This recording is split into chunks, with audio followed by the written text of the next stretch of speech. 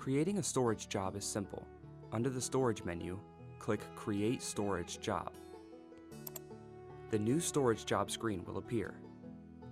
This screen allows you to create a brand new storage account and job, retrieve quote data, associate a military lot number, or retrieve existing customers. There are 3 basic steps to the process. These steps are providing the job details, entering the inventory and weight of the shipment, and assigning the containers and locations. When a quote already exists for the inbound storage job, click the Import Quote Data button.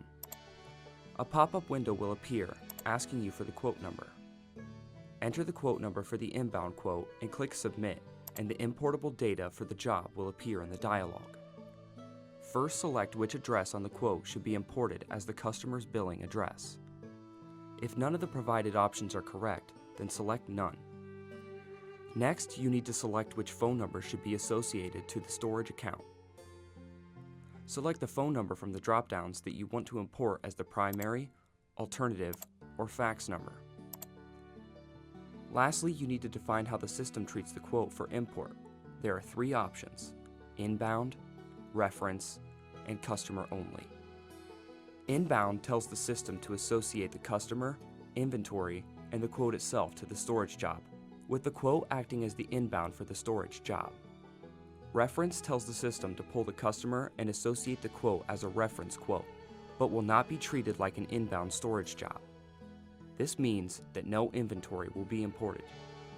A reference means that there may be a quote in the system related to the job, but it should not be treated as an inbound. Customer only tells the system to link the customer's quote to the storage job. Otherwise, it will not copy the inventory or create any association to the quote. This is used only when it is a repeat customer. But keep in mind that the quote that you are pulling the data from has nothing to do with the storage job itself. When all the data for the quote is selected, press the Import button. After it is imported, a storage job screen will populate with the correct data. In order to proceed to the next screen, you must enter the following required fields if they are not already filled in: first name, last name, 1 phone number, billing amount, and valuation cost. After you hit Next, you will see the Import Quote Inventory screen. This screen is an overview of all the items that were part of the inbound quote's inventory. If the inventory has a storage quantity marked, those quantities will be displayed in the inbound column. The total quantity moved will be displayed in the QTY field. You may adjust the inbound field to match the quantity coming into storage.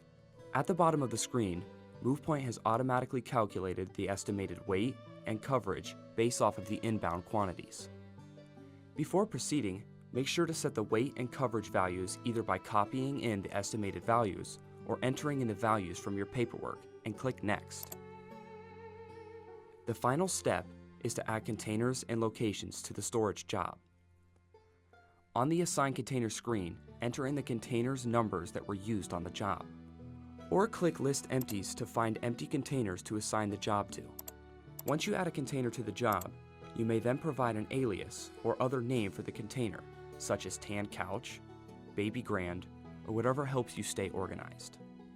Provide how full the container is, the location by warehouse, zone, and grid coordinates such as aisle, row, and shelf. Once you click Next, your storage job will be created. This same process of creating a storage job from a quote can be accomplished by clicking the Go To Storage button on the overview screen of the quote. If a storage job is already associated, it will take you to that job. Otherwise, you would be directed to the Create Job screen with the Import Quote data already open for that quote.